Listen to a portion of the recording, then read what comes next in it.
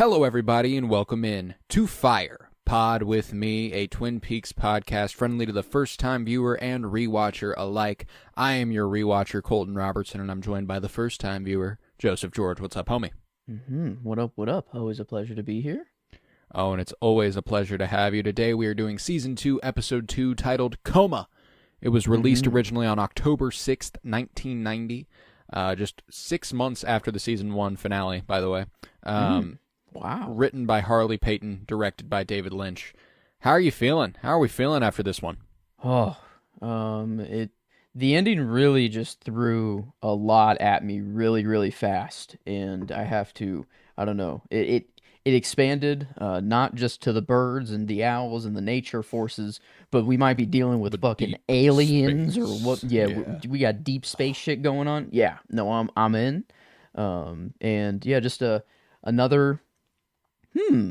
I guess, did you already say who it was directed by? Did I miss that? Was this a Lynch That was one? David Lynch. Yeah, this was Lynch. Okay. I guess his literal son, was in here, so that that was cool. And I picked that. I'm like, this kid has the Lynch hair.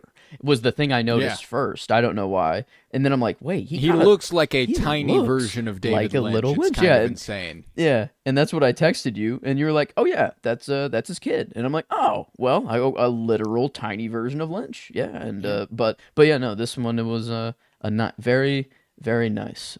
Even like coming off the hour and a half episode last time, I feel like breezed by. Yeah, this one was so fast. It was crazy. And I guess post Grammys, I was a little drunk too, which was interesting. First drunk Peaks viewing.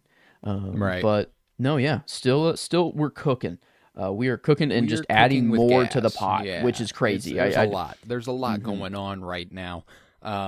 We'll go ahead and dig in a scene-by-scene format. And obviously I'll top off the episode by asking you the question, who killed Laura Palmer, but we'll kick it off at breakfast where Cooper is explaining Buddhist Tibetan traditions and history to an uninterested Albert, and he says, this is a great exchange where they talk about the happy generation, just call me one of the happy generation. I got to find the exact quote because it was too good. Yeah, here. All right, so Dale goes, "Who shot me, Albert? My men are interrogating the hotel staff and the guests as we speak. They're the usual bumper crop of simple-minded rural know-nothings and drunken fly fishermen. Nothing so far. Oh, by the way, I personally found and talked to the waiter who delivered your glass of warm milk from that night. The world's oldest and most decrepit room service waiter remembers nothing unusual about the night in question. No surprise there. Being 104 years old, Senior Drool Cup has, shall we say, a mind that wanders." I fucking love Albert, dude. His whole fucking thing is ridiculous.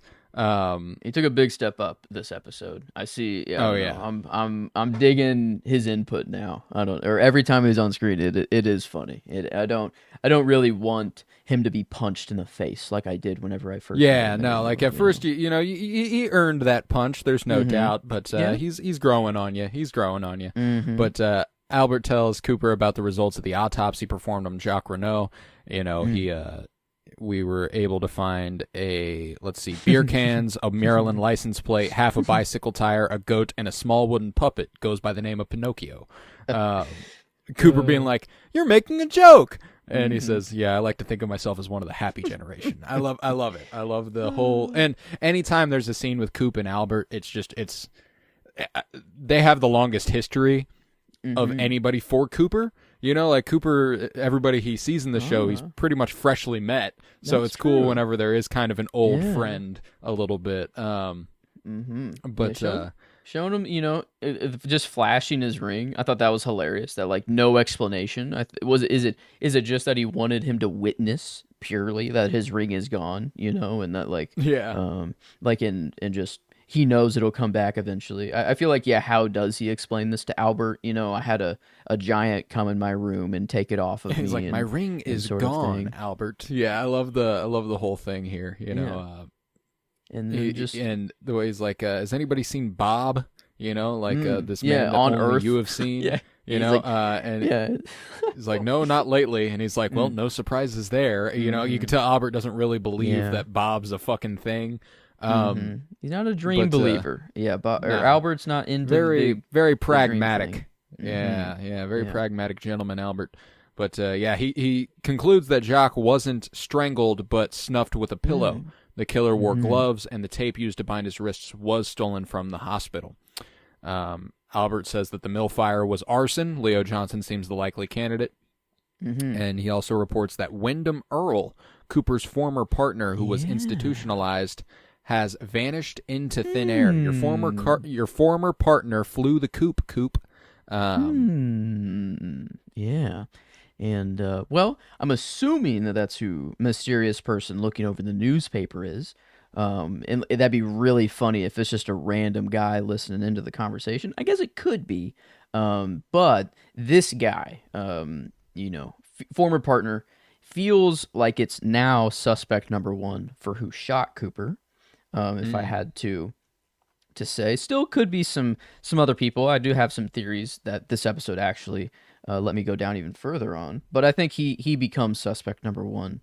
But it's really interesting of why he got instituted. I think that's the detail that'll be most interesting is why he's institutionalized. Yeah, Cooper seems to, he's very afraid. He's like, huh?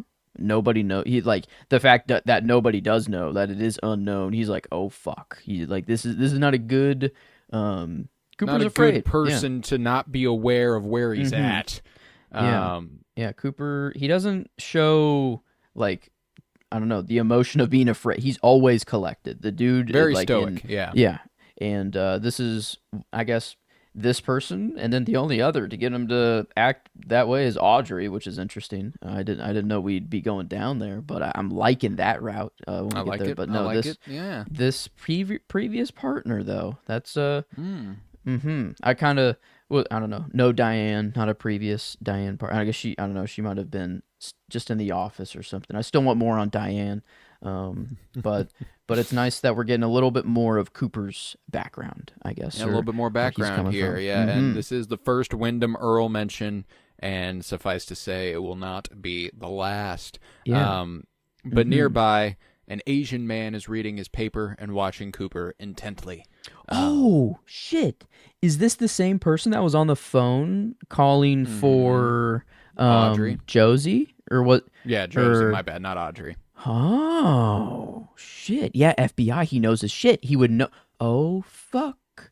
Okay. Wow, I did not put those two together until right now. So that's very interesting. We're in the hotel, seemingly, could just be a guest. Yeah, I guess he was in a mental hospital before, so not like a regular around the hotel, that's for sure. Right. Huh, okay. Yeah, I didn't think of the phone call. That's looking for Josie though. But yeah, I'll continue forth if we're ready there. It's we're with Donna as she has picked up Laura's route a bit on Meals on Wheels. You know, she's investigating it a little bit.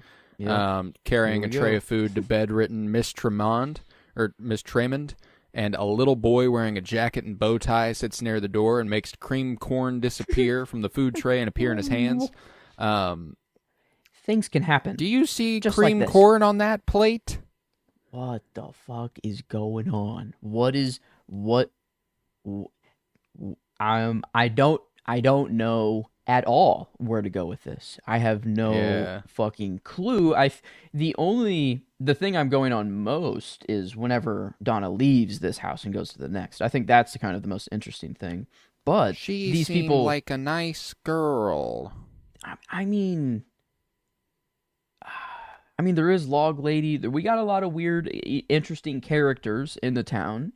But this was different. I don't know. This was, and Donna was just too okay with it.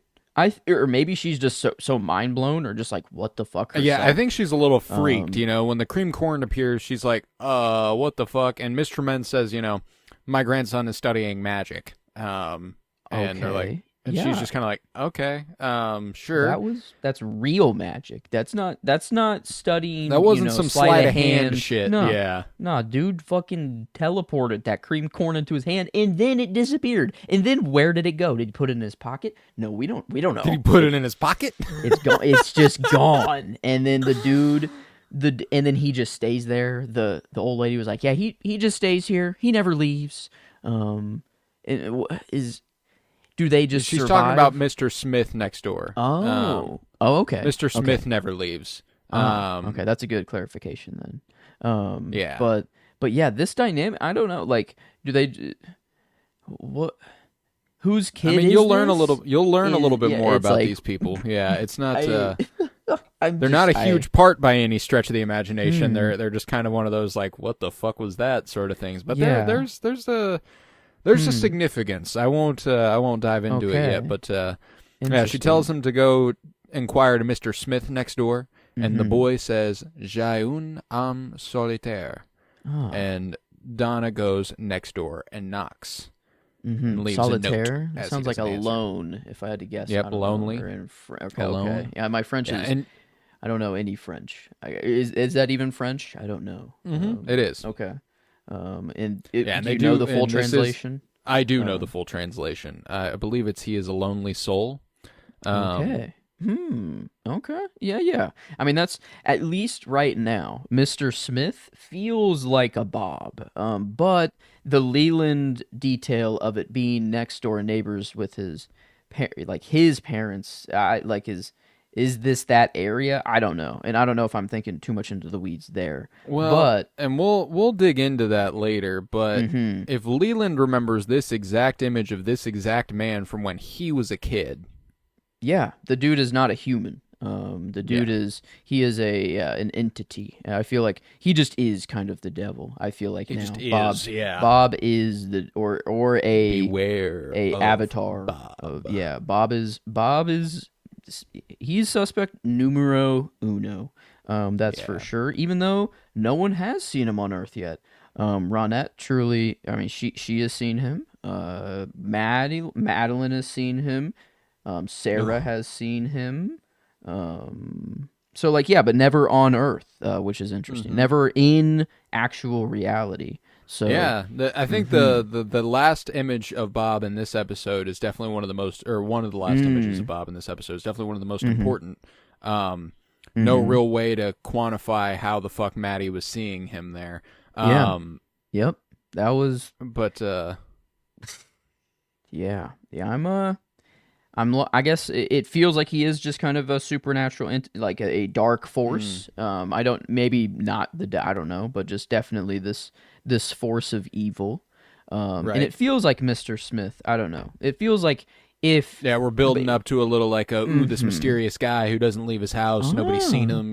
This could that be sort the mystery man, I guess. And this was the Meals on Wheels sort of thing. It feels to me that this was more an excuse for Laura to get out here to talk to Mr. Smith, like whoever it happens to be, if it is Bob or someone else. I think it was just so that she could go on this route, deliver this meal, and then head over to Mr. Smith's and do whatever happens over there. I don't know. Right. But the little opening of the blinds is interesting. So there is a real person or some, I guess Bob seems to be able to interact with the real world too.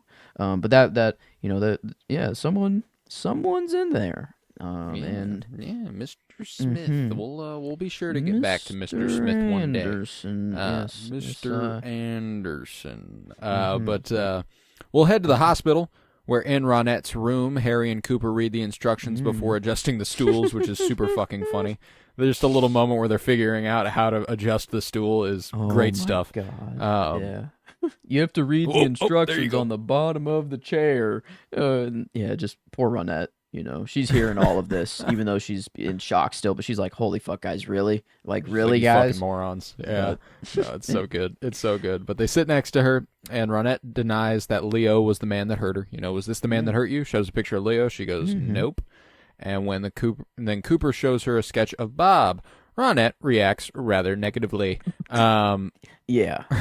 Not the best reaction here. No, definitely reacts quite stirringly, violently, quaking in her boots. She's having a trouble getting out a word. She keeps and Cooper's like, "Are you in the train? Are you on the train?" But there's no communicating happening here. I don't think it's train.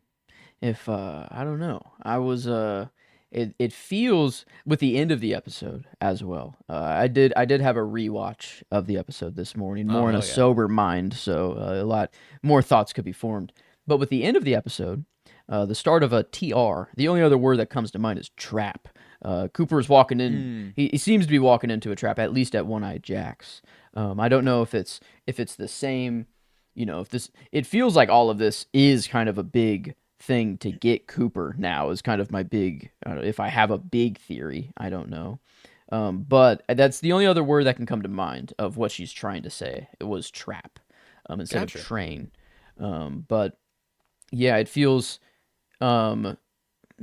I guess it could make sense. Like the Dark Forces Ronette would be kind of, this is her trying to get out, she knows what's happening, I guess, because she's been through it and she's one of the light, actually good and just trying to help out. But he just thinks train could also make sense. It could where very they well were be discovered train. and all that good stuff, like it's yeah, and it feels the pile, like the ritual, at least whatever, I don't know, it feels like a ritual. There's something pretty important that occurred at the train, for sure. Yes. Was the site of Laura's death, and it seems that she escaped from the train. So, yeah, we shall see. But elsewhere, Jerry and Ben are debating the merits of burning the real or faked ledger. I love the whole... We've got a smoked cheese. What is it? Is it an elephant? A pig. Smoked cheese. We got a smoked cheese pig and 2 ledgers, one real, one fake. What are we gonna burn? And it isn't gonna be my pig. Fucking hysterical.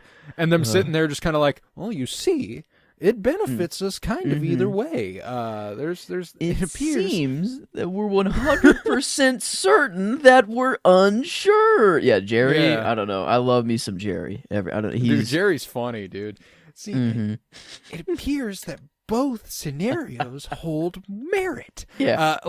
You can just tell this dude is baked half the time, dude. This man smokes doinks. He's eating straight cheese right now in the shape of a pig, which is, it doesn't sound the worst, but that is kind of crazy. That's pothead behavior. Where is it just from the, what people are in town? I don't know, from what country? Is it, are they a cheese country? Are the Icelanders still there? I don't know. Why? Is this just a normal Jerry activity? He always seems to have some food item, Dude loves food. Dude loves his food. Yeah, he's always talking about food or eating his food. It's something with Jerry there. But Ben's like, all right, instead of burning either of these, how about we burn these? So you can tell they are toasted. Okay, they smoked weed recently, and he pulls out a bag of marshmallows. He holds them up and he's like, yeah, and they go ahead and roast some marshmallows. Yeah. Wow. Later on at the Double R Diner, Andy has trouble taping the sketch of Bob captioned, "Have you seen this man?" to the front door. Just Andy. An egregious amount of tape on Andy here. How you let this happen, buddy? How do you let this happen? What are you doing? What happened, man? It got so out of hand, and and even Major Briggs looking over, he's like, he doesn't even know what to think. He's like, wow. Should somebody check on this young man? I can kind of. He's like, he doesn't know whether to help or just kind of ignore him and act like he's not actually seeing it, And right. Well, and it's like also, what can you do to help him at that point? I don't. It's almost more humiliating to go over there and be like, here, son, let me help you with all that tape. Yeah, and the paper was already up on the door too. It was already there. Yeah, this is just a cleanup. He managed to get the job done. It took everything he had, but he managed. Oh, poor Andy. But yeah, that "Have you seen this man?" poster is kind of iconic. There's a little bit of that's a popular poster, but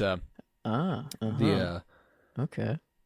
The log lady then enters the diner and sits at the counter directly next to Major Briggs. And Norma asks the log lady to spit her gum in an ashtray rather than on the counter. And the log lady tells the major that her log has something to tell him.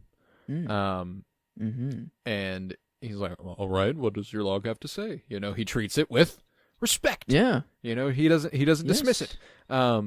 And even says, I don't think we've been introduced, Yeah, I don't think we've been introduced. And she goes, do you understand him? And he goes, I don't believe I do. And she's like, fine, I'll translate. She listens and she says, deliver the message. Do you understand this?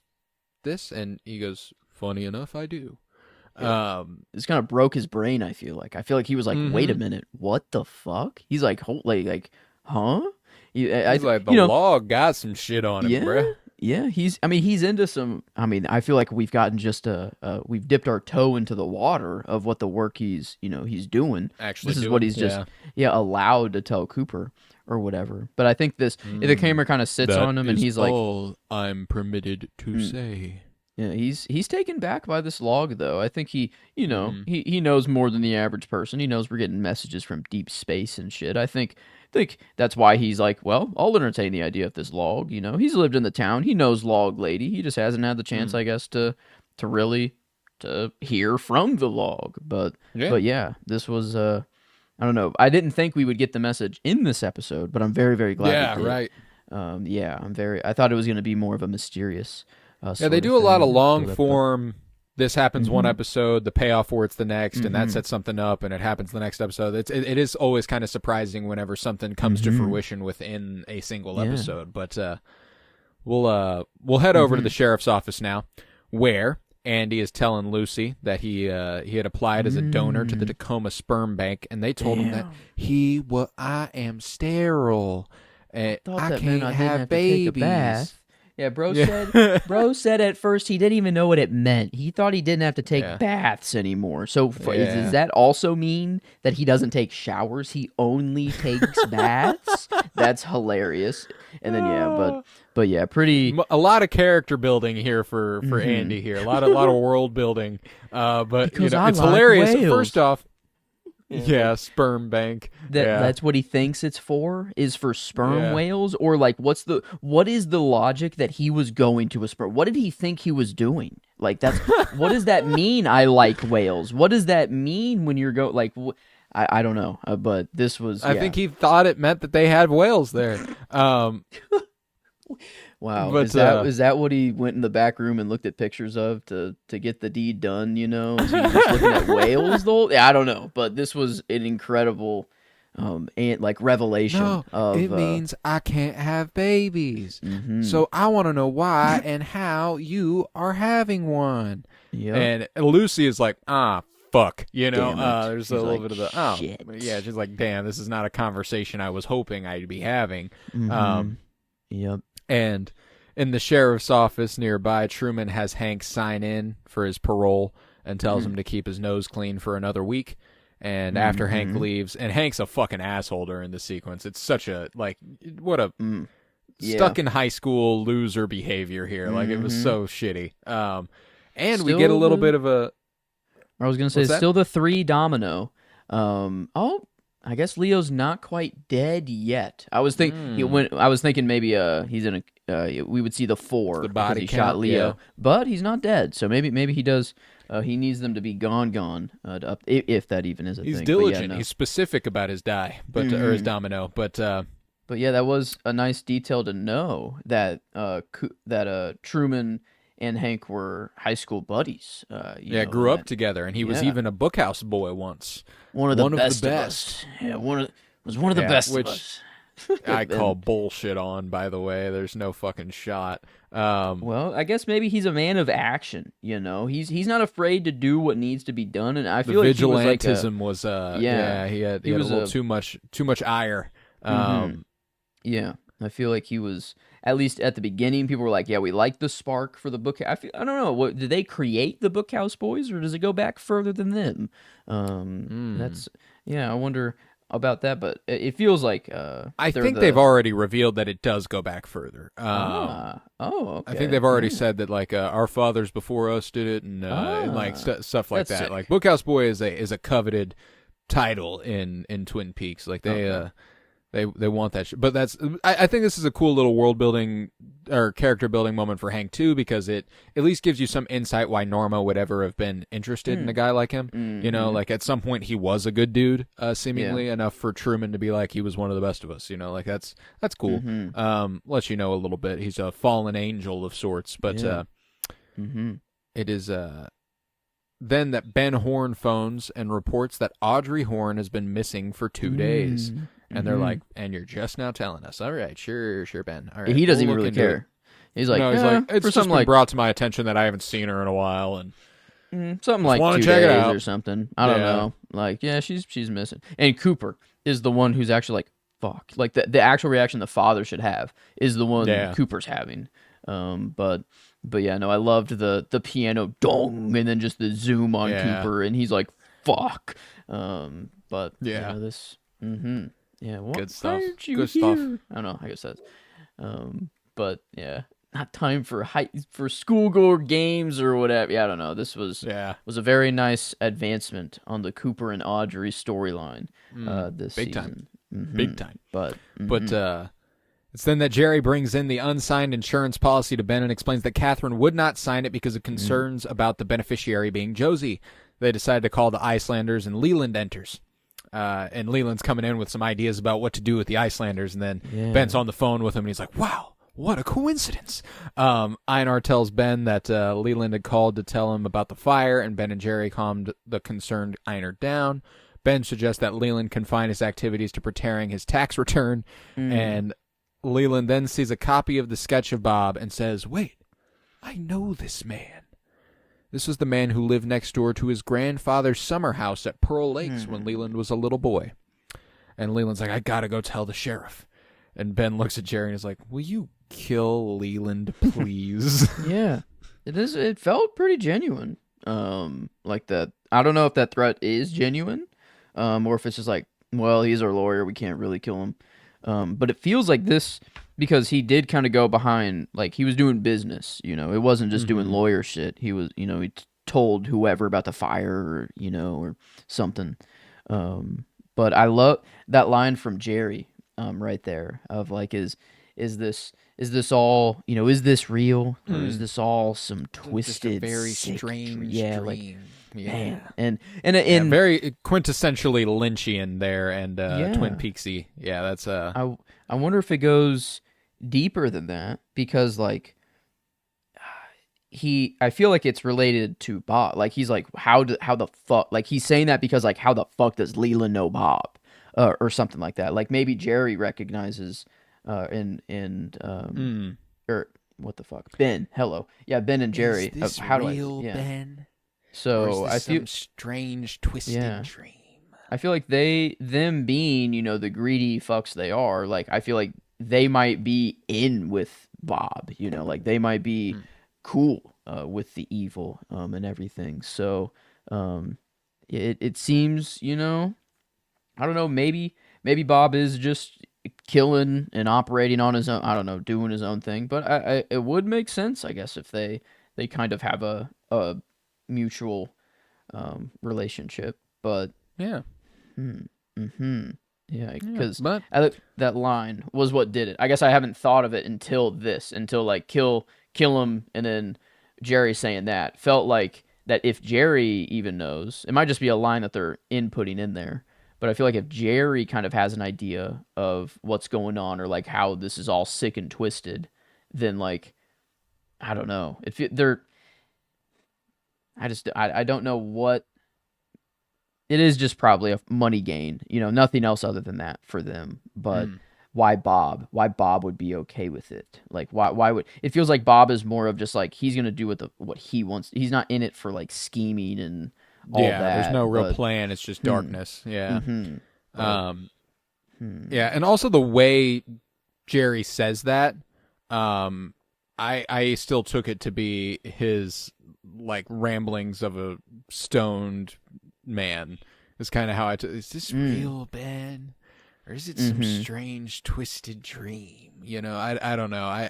I didn't put too much stock in it beyond just how strange any given scenario they're ever in is. He walks in and he's like, what a strange coincidence. Whoa, I know this man. I grew up next to him. I gotta go see. I gotta go talk to the sheriff. And like, I don't know. Like there was just like, it was a weird moment, you know, and I maybe there is more to it. Maybe there's not. But regardless, at the hospital, Dr. Hayward shows Leo to Shelley, tells her that there is possible brain damage, and Shelley asks if he's a vegetable, and he does not deny it. And Shelley cries. We get a little zoom in on Leo there too. There's a little something. But in the mirror, you mean, or like the where it's showing him? Yeah, I thought that was interesting. To show him, like, I don't know, it was why have that. I don't know, because it's a hospital room, but the seems like if he didn't he say there was a bullet like lodged in his spine and they can't even tell if he's paralyzed yet?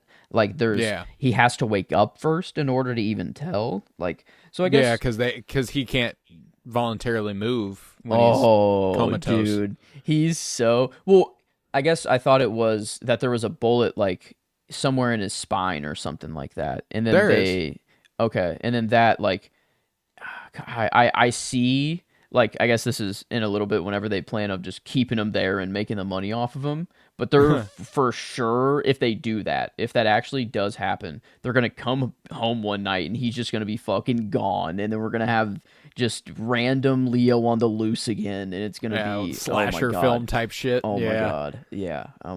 Okay. I kind of need that to happen now, so I kind of hope they do take him home. But yeah, that's okay, because it's like possible paralyzed. You know, he can wake up and maybe move. You know, I don't like it. It is possible. Yeah, I feel like that's the kind of the show's way of saying he'll come back. You know, because if it is just coma and a $5,000 check for the rest of the time. That's the thing too, is that it's not very dramatic that way. You know, it's if Leo Johnson's just in a coma until the end of the show, it's kind of like, why didn't you just fucking kill him then? You know, but Shelley. You know, it's her husband. You know, she hates him, but she cries and all that stuff. But later on at the sheriff's office, we get an interesting cutaway where Lucy receives a call for the sheriff from someone who will not give his name. Yeah. She tells the caller she cannot connect him unless he tells her his name, and then hangs up. That is all we get in a very brief glimpse of the sheriff's station with Lucy. Someone calling, asking for the sheriff, refusing to give their name, and hanging up. Like, really wanted to talk to the sheriff. It was really Lucy that like denied it and just like, nah, I'm following the rules. Sorry, dog. Got to tell me who you are. And like wanting to talk to the sheriff is like Leland said, I got to talk to the sheriff right away. We didn't see him say like whatever to Bob, but I feel like why would he wouldn't be like, I'm not going to give you my name. I got to talk. Yeah. So it's not, I don't think that's it. It feels like the person that came to my head was Mike, or maybe Mike, weird ass shoe salesman. But I feel like no follow through on that, by the way. Either. Yeah, I know, which is weird. And so yeah, I'm trying to think of people who would want to remain anonymous. Mr. Smith, maybe, I guess. But yeah, I don't know.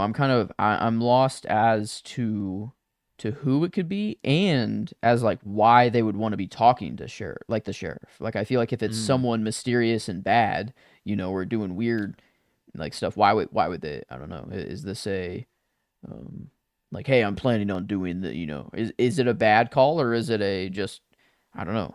I guess Mr. Smith is likely. Mr. Smith. Maybe. I mean, we do have the escaped Wyndham Earl. Somewhere afoot, somewhere about. Maybe him. I don't know that there's any real way to like. I don't think you'll ever like learn who this was or anything. It's just kind of one of those moments where you'll like put it. You get to put your own spin on it and try to put it together and stuff. If I recall correctly, maybe there is, but. Yeah. Yeah, I'm like Mr. Smith and Wyndham Earl would be my top two guesses. Mm-hmm. Yeah, Mike just has the weird interaction in the office already. The phone call and wanting to remain anonymous doesn't seem like him though. Yeah, I mean, he already came in and talked to Yeah. them and everything, so it's like, yeah. Yeah. But yeah. This is very, I don't know. Very weird cutaway. Yeah, and then gone. Just really ran, and then we're going to One-Eye Jacks. We're immediately to One-Eye Jacks, where Audrey intercepts a girl carrying ice to Emery Battis, who is lying inverted on a chaise lounge with ankles and wrists bound, while another girl pushes a vacuum cleaner. Whoa. What was the ice Audrey's... for? You know? What was the ice going to be used for? What, like, just ice poured on? I don't know. Him? I would like, yeah. I mean, ice isn't an incredibly rare sexual tool. That's true. The one that confuses me is the vacuum. Yeah, the vacuum. Squeaky vacuum. Like it's squeaky. I feel like the squeak was on purpose. It's squeaky. The sound's important. Like, he wants the vacuum because it turns off, and he's like, "Wait, why is the vacuum off? Why is the vacuum cleaner What's off? the vacuum for, bro? What are you into with the vacuum? Yeah. Is this and some that girl weird was like, mommy no, fantasy? I can't leave. Yeah, she's like, no, I really can't leave. I have to keep pushing the vacuum. He even kind of reacts when the vacuum stops moving. Like he can tell it stops moving, and he's like, yeah, what the fuck's going on here? But what the fuck? Audrey goes ahead and comes on in, unplugs the vacuum, and wraps the cord around Emery's neck. She threatens to reveal all about Emery, Laura, and Ronette to her father, and Emery admits working for the owner of One-Eye Jacks, Ben Horn, and recruiting Laura and Ronette. He says Laura came there one weekend but was using drugs, and they threw her out. He says her father saw Laura there, and that he makes it his business to entertain all the girls. So there's some confirmation that Ben slept with Laura. Yeah. But came in one weekend. So I guess, I don't know, if you're using drugs, you're out of here. But which I don't know. Is it just the time, that's just the sort of time thing. But I feel like if you're running a business like that, do you really care if the girls are doing drugs? I don't know. Like maybe they're supposed to be kept to a I don't know, like in their eyes that whatever. But that was the lingo of like threw her out, I guess. This was the first, and then the waterfall at the beginning of this episode, and then it's also in the intro. I don't know if Laura she washes ashore in the very first episode. Yes. Laura does. Yeah. And that's like I never really thought or gave much thought of how Laura's body appeared there. It was just a matter of fact, and I was just learning. I don't know, she just was dead, and then I was going with it. But I really didn't think of how she got there and all of that. And so it feels like we don't really know. Oh. No, I feel like if she drowned, they would have definitely found. Well, yeah, they would have found like water in her lungs or something like that. Yeah. So I feel like if she was tossed and she fell down a waterfall, like you would be able to. Yeah, I don't know. That would be able to be known, but I don't know. It feels like maybe if it's not Laura, at least maybe other girls or other people that just cross Ben Horn the wrong way. You're just kind of tossed down the waterfall and yeah, there's the river, too. It's like this intro. I'm thinking of the intro more. I never skip it because goddamn, the song's too good. And then the birds, that revelation of a bird being there the whole goddamn time, looking at me in the face. And then this waterfall and the river, I think it's interesting. That I don't know. I've never thought of it before. But I don't really know. I don't know if it involves Laura though. Is the thing. Right. Well, regardless, Emery does say that Laura knew Ben Horn owned One-Eye Jacks, and Laura always got her way, just like Audrey. Yes. Yeah, I feel like Audrey is on a similar path as Laura. Like Laura might have been trying to investigate, like try to figure some shit out and take it down from the inside or something. I don't know. But at least they're doing a lot to kind of draw the parallels there for sure. Yeah. And But I love me some Audrey here. I was kind of thinking of who to give the performance to this episode. And I didn't think about her, but I think this scene here and the very end, or just kind of every scene that she does, I don't know. I think she did do well this episode. And I don't think I've given her a single. Oh no, I did. I gave her one last season, for episode 7, or yeah, episode 6. But no, I think I'll go with her again here this episode.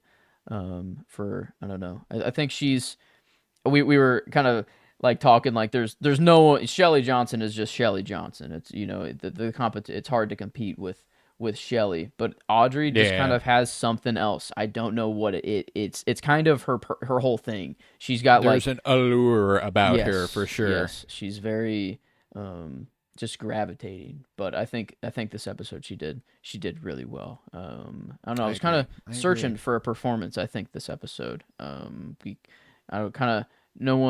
everyone was just doing their thing. No one was doing bad per se. No, everyone's just on point. Yeah, I'm with you. But yeah, it's later on in the evening where Bobby and Shelley sit in his dad's car. He tells her that Leo gets a disability check as long as he is out of prison, and it's over $5,000 a month, but only if he's home. They then talk about maybe going ahead and taking advantage of that. He's his cousin. We can take care of him. We'll live together. $5,000 a month ain't bad. Let's give it a shot. That's nice.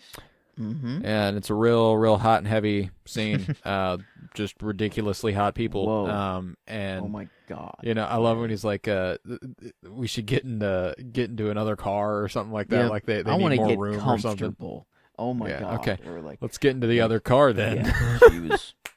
Yeah. Nope. No time. I guess the thought was there. They were thinking about it, but it's over. It's happening right here, right now. Yeah, I'm gonna eat you up, she says. Bobby's even like, you promise? He's like, you promise? Yeah. Shelley. Oh my God. I take my hand off to you. Yeah, it's very, very impressive. But whoa. Yeah. Regardless, later that night, Cooper tells Diane about being troubled because of Wyndham Earle's disappearance. And also because of Audrey's disappearance. He says, Audrey's absence touches me in ways I could not predict. I find myself not thinking of clues or evidence, but the contents of her smile. It's my line of the episode. Yep. Now, does this affect your perspective of Cooper and Diane's relationship at all? A little bit. Yes, it does. Yeah, this is, at least I feel like there were feelings for Diane. I don't know if they're still current. They could be, but maybe it's just not possible for Cooper to be with Diane. It still goes with the whole she could be dead and dead, he's not talking married, to anybody. any sort of reasons. Who knows? But at least this feels to me that Cooper is available. He is single. He doesn't have someone. But whether he's emotionally available is that I think is what he's coming to realize right now. Is he's like, oh, wait a minute. He's like, Audrey might. I've kind of shut myself off from this side of myself, and all of a sudden I am I'm overwhelmed. The feeling has come. It is happening again. I don't think he's in love. Maybe it's the very early showings of it, at least. But it's at first, he thought of it as never, or like you're a high school girl, this is not good. But I feel like, I don't know, it'll be an interesting, this is a top tier storyline right now. I need to see what's going on here, because he's definitely going to play like the superhero type role, or like he's coming to save her. But I feel like there's a major trap kind of going on, or something. Obviously there's something going on in the background there. But gotcha. I don't know. I'm hoping. I'm very interested to see where this goes. I don't know if I want them to become a thing. I was really rooting for Diane, but I think this is more interesting. To see how go this a lot of plays out. Ways for sure. And I just want to say it's hysterical. I'm sure the people who are joining us for a rewatch caught the same thing I did. You said something amidst your entire explanation that is one of the most iconic lines of this show, and you have not seen it yet.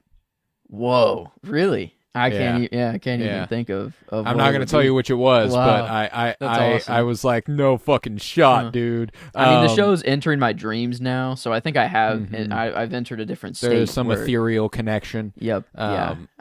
Maybe did the giant wave his hand to me while I was sleeping and put. I feel like he that. Yes, that hasn't happened yet, right? That is the very, very end of the episode when that happens. Whenever he's dreaming, yeah. But I don't know if it was shown before. I feel like it was shown that he did that before. It was.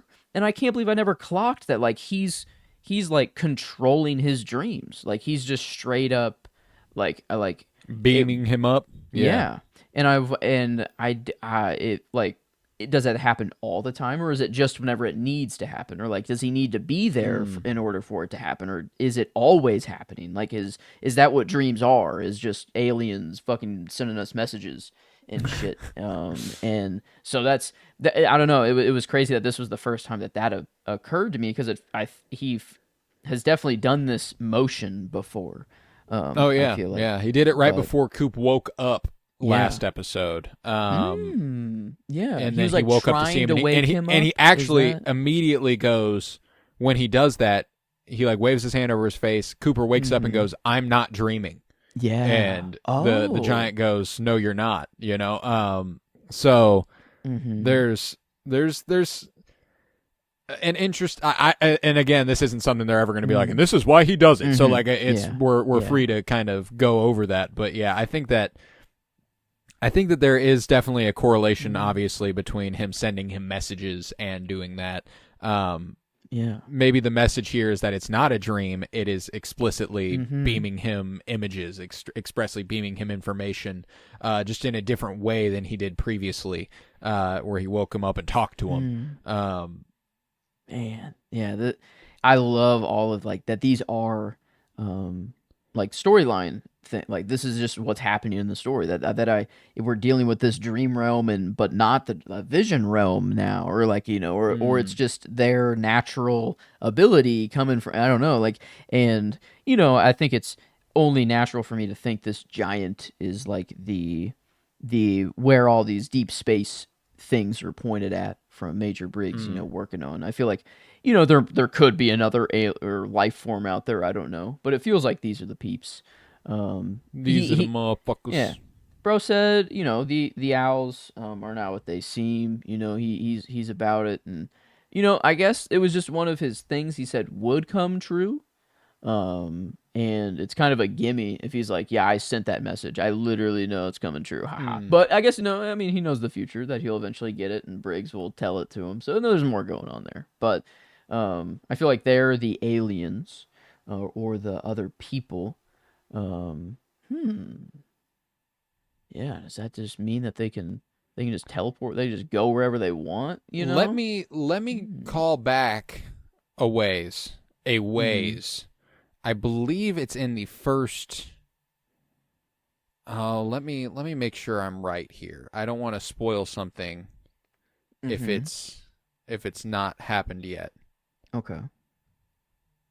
Yeah, there's, I guess, a very careful. Yeah, there's a lot of probably so many. Yeah. I can't believe your position would be so much harder to have to like hold back and make sure that you don't say anything too revealing or it would be tough. Oh, okay, yeah.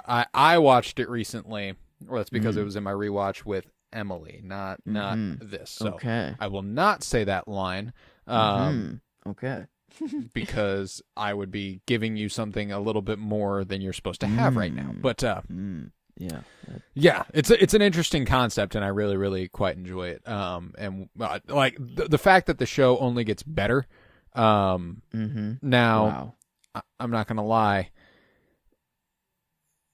There's a stretch in the middle of season 2 where we're kind of like, what are we doing? What's going on here? A little bit like this is a little not what I want, not what I'm here for. A little bit, you know what I'm saying?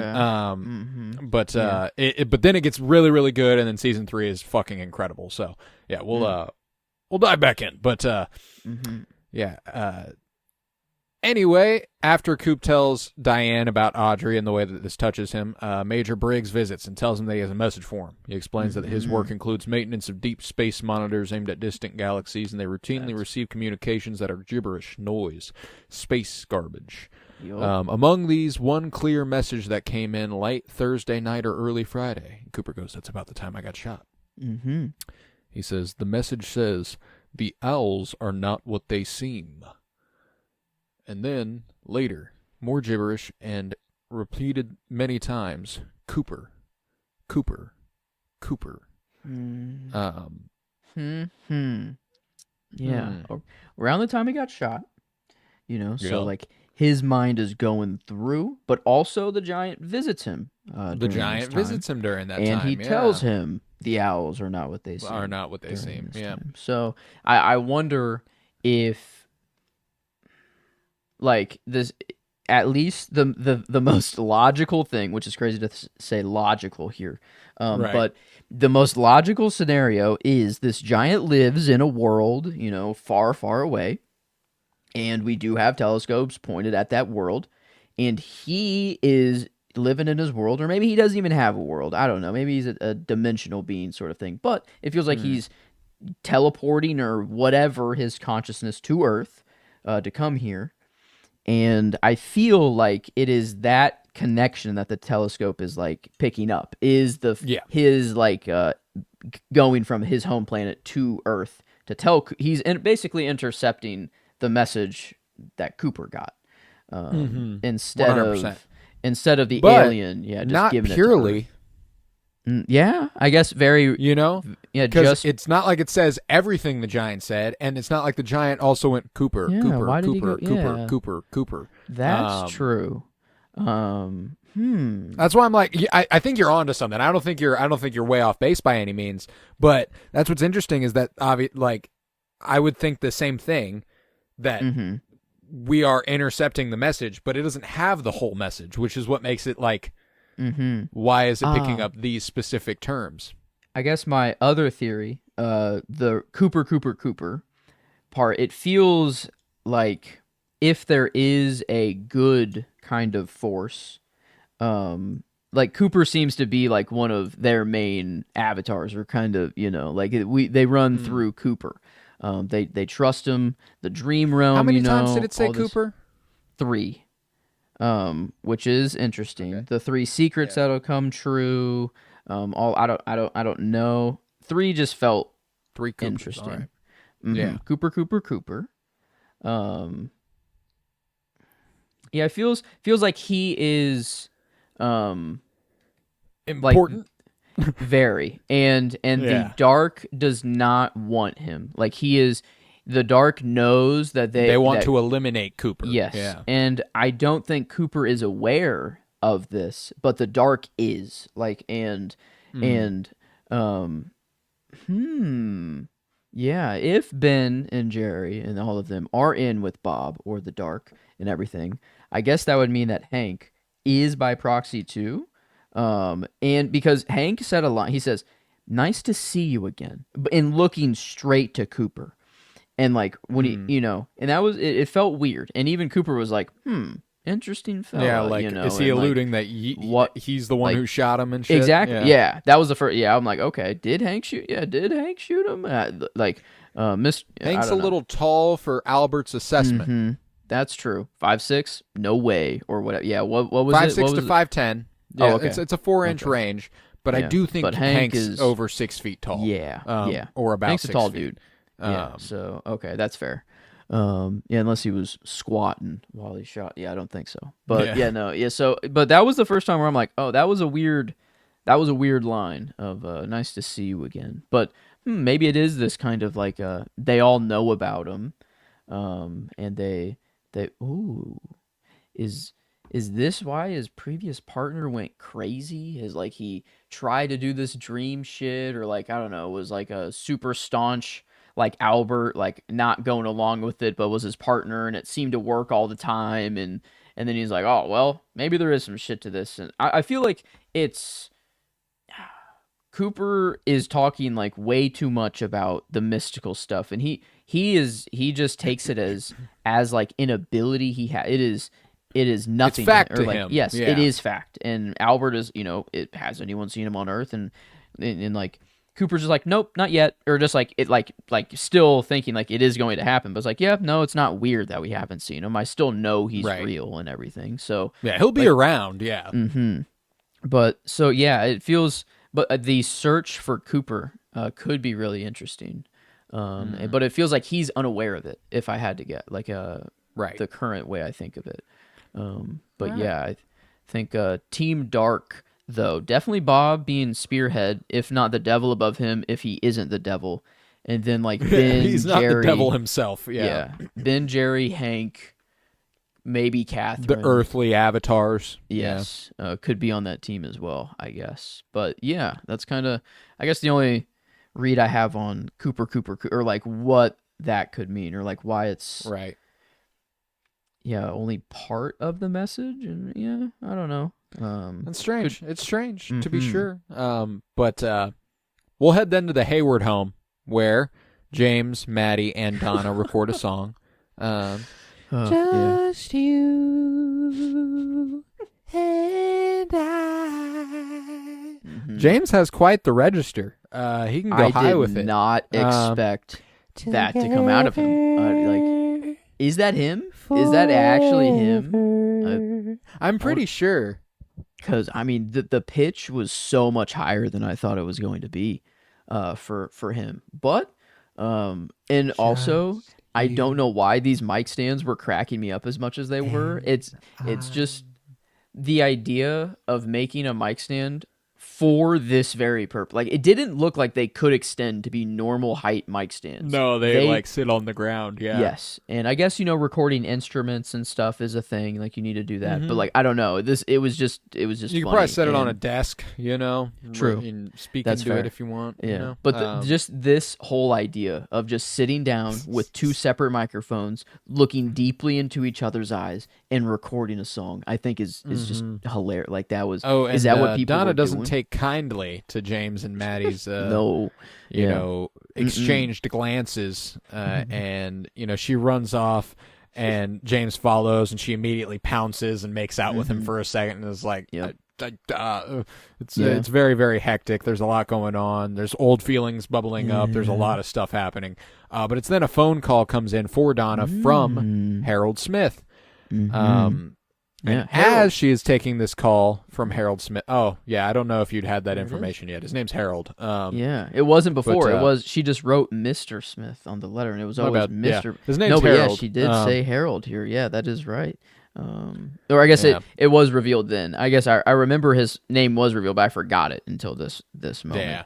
But yeah, interesting. So it isn't in Harold Smith. Smith just kind of felt like an alias. I guess Harold could be, but it felt like it wasn't Mr. Smith is just like, as plain as it can be.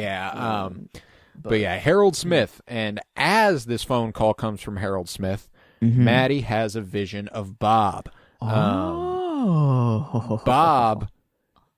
This is my performance of the episode, Frank Silva. Yeah. You joked about it last night, but dude is so fucking good at this. This is one of the, when I think about Bob, this shot of him crawling through the window and over the couch is what I think about. Yep. Into the camera as well. Dude literally kissed the glass lens, of the camera. Yeah, it was awesome. But no, it's a perfect. He has the look. I don't know. He does it so effortlessly, and he was truly just a sound guy or something on And now I think it was a lighting technician. Yeah, that's insane. And now he's dark incarnate, and he is literally a main. David Lynch was like, squat down next to the end of this bed here. I think I got something. And just boom, his acting career, I guess, is born. No, so much of it happened by accident. There's the story David Lynch tells in his autobiography or memoirs called Room to Dream. Great book, well worth the read. Don't recommend it until we've watched all of Twin Peaks, though, because I read it prior to The Return, prior to watching The Return. It doesn't spoil things, but it's kind of like, oh, okay. Now I know kind of what to expect and stuff like that. But he tells the story about how like the first episode came together and all this sort of stuff, and they happened to get Bob, and he happened to be in the background of a shot, and they were like, oh my god, something's happening here. On the way home, he was with his driver, and he was in the back seat, and he was like, he was with someone who was like, write this down. He was like, and the way he tells it, I'm sure, is a little bit dramatized, but he's like, from the dark of futures past, a magician longs to see. He's like, it just kind of came to him. Yep. Like that's kind of how it appeared. Fashion. Yeah, exactly. Oh my god, no, yeah. I feel, if they just trust whatever just while making the show too, it makes it even. I don't know. It feels it has he just let it happen. Wow. It let it happen. But yeah. So Frank Silva is my favorite performance of the episode. Him crawling over this couch is my favorite shot of the episode. For sure. There's no doubt in my mind about that. And it's also my favorite scene. This is a dominant one. I love the implication. Maddie's being haunted by Bob now, which is not good. Yeah. Kind of recontextualizes the image she saw on the rug last episode too. Yeah. There's she's having these visions.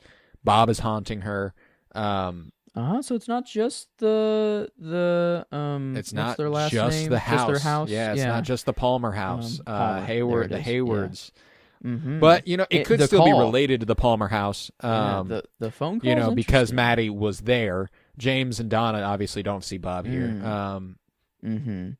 But yeah, while the call is coming from Mr. Smith is very interesting. If little too coincidental.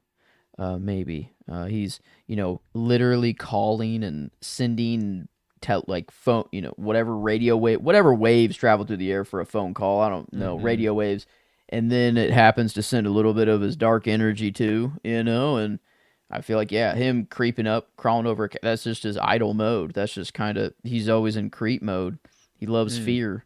Dude's a freaky motherfucker, dude. The freakiest of the freaks. Yeah. But yeah, no, I do like, I don't know, his I did joke about it, but it was kind of like, well, it's very, very good. Yeah. Like if you like, I was like, we haven't given him one yet. I'm gonna go ahead and give it to him here because this is a great one. It's more she screams.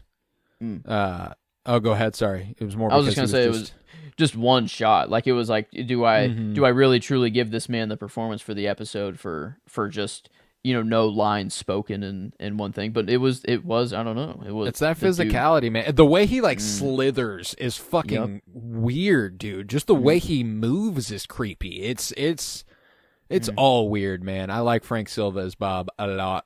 But regardless, Madeline screams. James and Donna come running, but there is nothing there. It is then that we get Cooper laying in bed. The giant waves his hand over him, and he has several flashbacks, including the giant himself telling him the owls are not what they seem. Right behind that, you hear Garland go, the owls are not what they seem. It goes into this weird black and white, fuzzy visual mode. You see Ronette dreaming of Bob, the image of an owl superimposed of Sarah's vision of Bob. And then you see Sarah running down the stairs immediately after that. Which is interesting because the image of Bob is from Laura's bedroom. Laura's bedroom is the one with the door open right there at the top of the stairs, and we see Sarah running down the stairs immediately after the vision, even though that vision she didn't have in Laura's room. She had it on her couch. So like it's just a weird, there's a lot going on here. Yeah, this I don't really know how to piece it all together. I feel like it is just kind of there's a lot of but the giant feels like he's trying to send him a message though. That at least that's all the giant has done before, is just kind of building the path for him, kind of guiding him step by step. But this doesn't seem like a clear sort of like, all right, here's obviously where you go next. It's just kind of more creepy Bob and more of, maybe the only thing is like the owls, look into the owls. You saw it on the message. Like it's a clear, you got to look into this. I thought of the owls at first as like the good side. the like on team like good team nature sort of thing, and they were just kind of surveillance cameras, and you could tap into them if you were, whatever. Maybe they're neutral. I don't know. Yeah, they can be used. True. But it felt, the superimposing of the owl.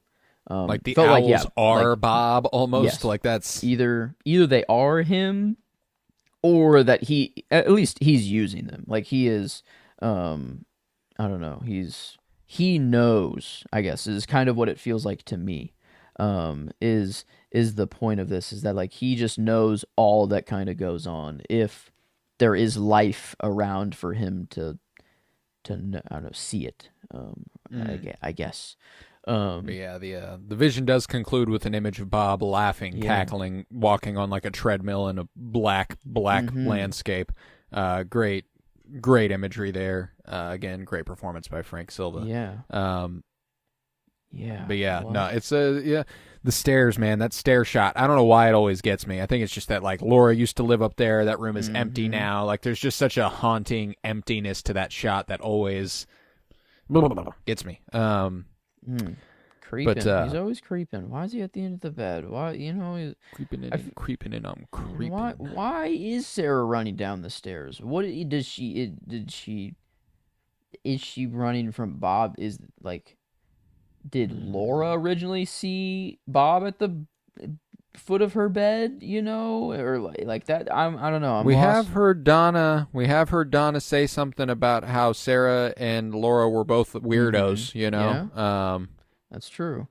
They have this vision or and gift or curse, it seems, and Madeline has it too. Yeah, it's and why? Like why terrorize Madeline? Like what is, I feel like it might have been just a coincidence of the phone call, and Bob wasn't meaning to do this. Or, I don't know, maybe... Well, maybe he was taking advantage of the fact that James and Donna were occupied. Like, they were in another room, and he wants to single out Madeline. Maybe they would have seen him if they were there, Like, Yeah. Because it happened with Sarah last episode, too. Sarah got up and left the room, and that's when Maddie saw the vision on the rug. It's when she's alone that he, like, preys on her. It feels like a blood thing. I guess, like a Palmer. Yeah. Or I guess it would seem. We've got Palmer, Sarah, Laura. Ferguson's, I guess, maybe. Yes. Maybe not, it has to be their blood, but that Bob attached himself to them, so it only works with blood, like a blood ritual type shit, I feel like. Right. But, yeah, because at least it feels like no one else is having visions like Cooper's visions are different than this. This is not. Yeah. This is a purely Bob vision. It feels like. These were beaming him up there. Yes. Boom, boom, boom, boom. Yeah, it's look at this, look at this. Yeah, but it's a lot of stuff there, and Bob is still a freaky motherfucker. But we'll conclude the episode with Cooper awakening and answering the phone to Audrey, saying, "Why aren't you here?" She tells him he looked handsome in his tuxedo and that she is in trouble. And it's then that Blackie and Emery hang up her phone, and Blackie tells Audrey, "Miss Horn, you don't know what trouble is. Not by a long shot." Yeah. And the episode ends. Okay. So, Joe, I ask you, who killed Laura Palmer? Well, Bob still up there. That's for sure. And more confirmation that he feels like he is the devil. Leo, I feel like I'm going to take him off the list. I don't know. I feel like he might have roughed her up, but I don't think he truly was out to kill. You got Ronette saying, no, he didn't do that. Yeah. Yeah. I think they were just there for freaky fun. And so, yeah, Leo's kind of crossed off the list. Bob not, that's for sure. Jacoby, I haven't heard from him since his heart attack a lot.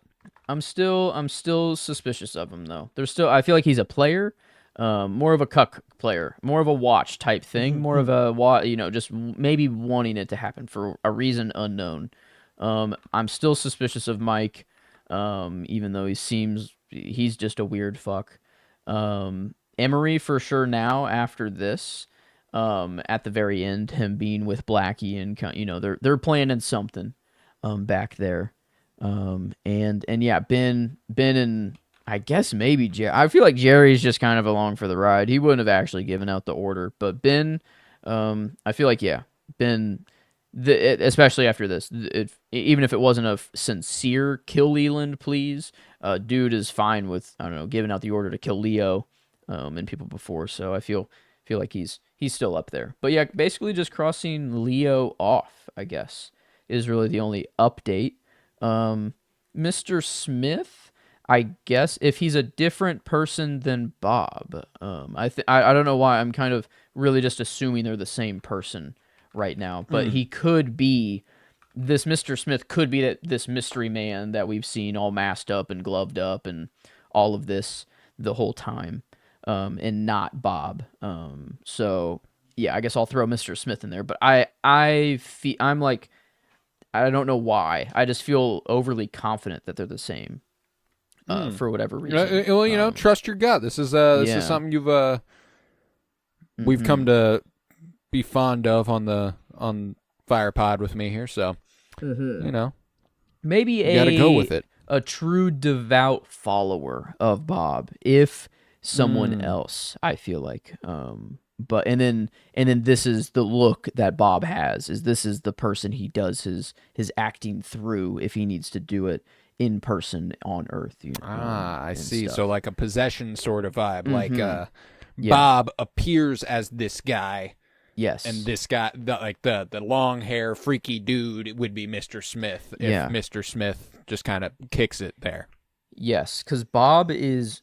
Or I forgot who it was, but like they referred to him as like fire, or like like that he is fire. Do you want to play with Bob? Do you want to play with fire? That they are kind of the same thing. Him being an owl as well. He isn't a person. He is a being. He is an entity, it feels like. And then I like the possession angle. That's yes, fun. And Ronette being all possessed as well. And like I feel like there's definitely a takeover happening, it feels like. But Bob, I think, he wants it. He's cool with it, if anything. So that's where my head's at right now. And then yeah. I like it. Who shot Agent Cooper? That dude, yeah, Mr. Smith probably, yeah. That's Catherine. I don't know, maybe. The detail of Albert just being like, yep, it's suspected arson. Leo Johnson, suspect number 1. They just read it so easily; it was nothing to them. The only reason they were in town is because Cooper got shot. And I was maybe they wanted Catherine to take the fall, but maybe this is Catherine's way of being like, no, you won't take the fall. The FBI is going to be here. They're going to know the shit, who started it and everything. I don't know. So maybe that's more of a motive for Catherine to shoot Cooper, which is what I was looking for before. It felt like I was grasping for a motive for Catherine, but that's the most legitimate one I feel like I can say now. If not Catherine, then definitely this Mr. Smith type. Mr. Smith figure? Yes. Wyndham Earl still not entering the picture here for you there? Hello. Yeah. No, he's like... I mean, you've only heard of him and once so far, so like it's... Yeah. And Mr. Smith? Yeah, no, he's been around... Seemingly he's been around for too long to be Wyndham? Is that right? What's... Wyndham Earl. Wyndham Earl. It seems like his name is backwards. It seems like it should be Earl Wyndham. Yeah. But anyway, it feels like, I feel like those can't be the same person. It feels like Mr. Smith has been just in the town. The old lady even knows him. He doesn't leave his house, whatever. So that can't be the same person. Yeah. But no, so I'd say suspect number 1 actually probably feels like Wyndham. And then it would go to Mr. Smith and then Catherine. All right. All right. Not bad. I like it a lot. But I think with that, we can conclude this episode of Fire Pod with me. We will be back next week with Season 2, Episode 3. I am very, very excited for that.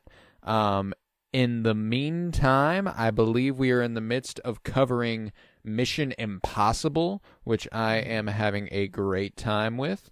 Let's see. What day is this? This the 28th? Yes, the 28th of April, which is... All right. we've got MI5 coming this Friday. Rogue Nation this Friday. Very, very excited for that.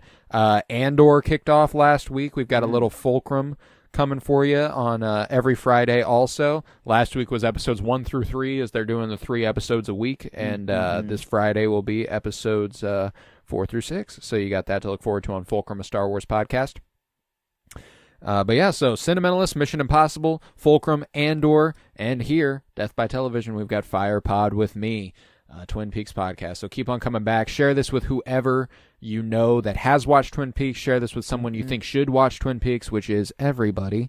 Go ahead and share this around for me. I would appreciate it greatly. Leave a 5-star rate and review and download wherever you might be listening. And keep on tuning in. We're happy to have you. But I was Colton Robertson. I was joined by Joseph George. Thank you very much, homie. Oh, thank you for having me. It's always a pleasure to be here. Oh, and it's always a pleasure to have you. And remember, fix your hearts or die.